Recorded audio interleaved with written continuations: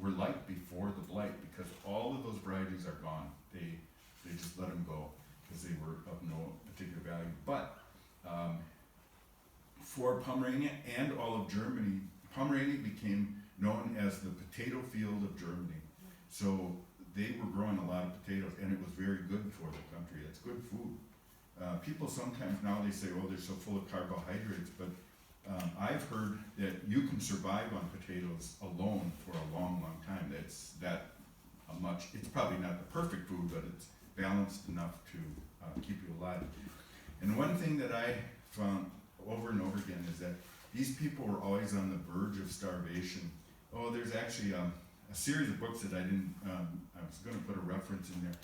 There's a series of books called The Immigrants, and I don't know if anybody's heard of it. It was a big project, actually in Minnesota and Sweden, in the late 40s and 50s. But a guy from Sweden came over here to Minnesota to learn about the immigrants that came from Sweden to Minnesota, and he wrote this long 4 or 5 book series about the immigration of the Swedes to America.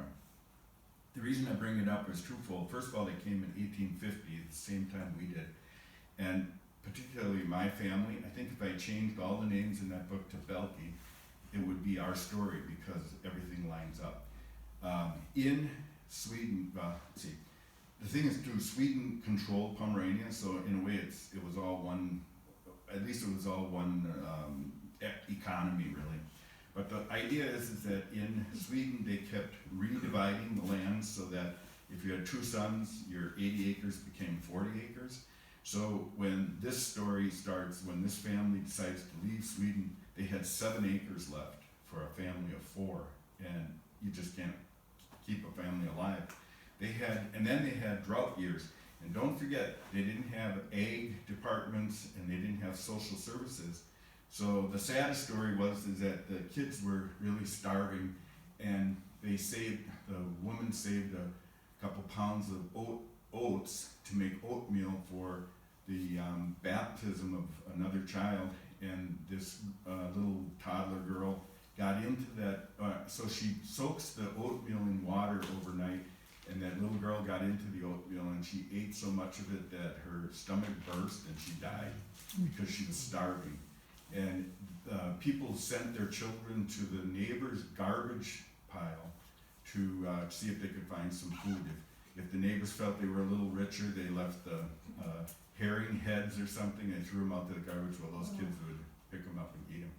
And the saddest thing about it is that the kids would come to the door of this house, and they would come and they'd stand in front of the door very politely until the people knew why they were there, and then they would either throw them some crumbs or they would send them out to the back that they could dig through their garbage. But that's what happens when you have no help from society. When you have a drought, you have a drought. The people didn't have anything.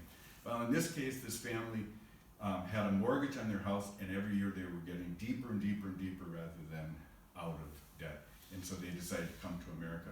Anyway, long story is, all the time food was the most critical, important thing with these people, because if you didn't have food, you were gone in weeks. We know what happens when you starve. So, interestingly, I found out that what Germans were drinking in the 1850s, they called coffee, and a lot of times it had no coffee in it at all. It was made out of chicory root. You know chicory, the blue flower? I've heard of it used for stretching coffee and stuff. Well, apparently they stretched it so far that there was no coffee left in it, but that's what they call coffee. Sugar, and sometimes sugar was a very valuable commodity. When you see marzipan fruits, that's almond paste with a lot of sugar in it. They actually made table, arrangements of fruit, the rich people, and they threw it away. It just showed that they were that rich that they could use sugar as a decoration, basically. So Then the Germans figured out how to grow sugar beets. And sugar beets are very important in northern Germany and even here in Canada and northern North America, where hardly anything grows. Sugar beets can grow at very, very low temperatures. So we still could grow sugar beets, and apparently there is still quite a crop of sugar beets here in this country. And interestingly is, you didn't probably have pepper on your food, but you could have salt. But there was a high tax on salt, so even salt was expensive in Germany, even though they had many salt mines. But pepper sometimes was worth more than gold. So I'm not sure you'd really throw it on your slop food that you made.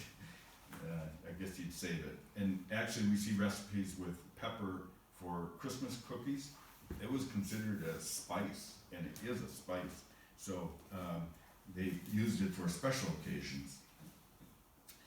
Okay, so now the interesting thing about food culture is that how many of you have used, let's say in the last month or last month, pomegranate, star fruit, those kind of things? No, you don't use them. And are they available? They're very available, right? Has anybody used currants? They're not around. Good. Well, not recently. No, but they're not around because they're not available.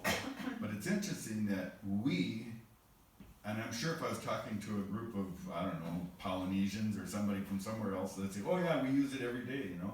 But we still follow old cultural ideas in our minds, and we use the food of our forefathers.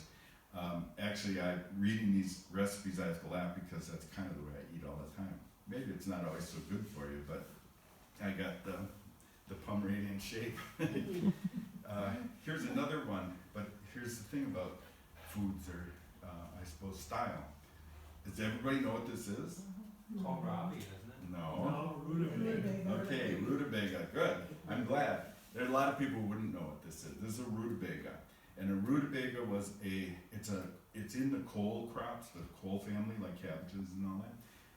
This was bred again for the cold climates. It's used particularly in Scandinavia and in North Germany because it grows in the cold climates. We couldn't ship stuff around like we do today, so you didn't just go and get some oranges or something. You had to use what you had. This is a very good nutrition. You know, any root crop is good nutrition, and I would encourage you to use these more. Actually, I made a hodgepodge. Last time we talked about Eintopf. In modern German, they call it Eintopf, as one pot, but it's where hodgepodge comes from. It's a mixture of all kinds of things, whatever you could find, you throw in the pot. And I found a recipe for rutabaga, potatoes, apples, a little piece of pork, onions, and that's a meal. And it was actually a pretty good meal. It's good for you. The only thing is I noticed again is that if you don't add a lot of our herbs, mostly herbs and spices, it's a little bland. And I discovered that's why Pomeranian food is bland. Think of all the herbs you use. Most of them, I bet, are Mediterranean, and they don't grow in Pomerania. And in fact, I found the things, as a horticulturist, the things that do grow in Pomerania are all hardy perennials or annuals, and that is chives, onions of different kinds, and then there's summer savory, which is an annual, and summer savory is actually I had a friend whose grandfather had a plant called Wurstkraut. You know what that means? It means sausage herb. That's all he knew it as, sausage herb. And he's been replanting that. He says it came from Pomerania. He's been replanting it every year, and he didn't know what it was. It's the sausage herb. Well, it's summer savory, I found out. We also use majorum, which is a annual, and that counterpart is oregano. Italians use oregano, and that's a perennial, but it's not real hardy, so it doesn't grow up into the north. And I guess the last one, the most important one, is parsley, which we do use. But that's about all they have for herbs, because those are the hardy ones, and the other ones are all considered Mediterranean, and those generally are not real hardy. So these are all the things that I found out, because there are reasons for differences, and and I think what's interesting is they continue to go on. So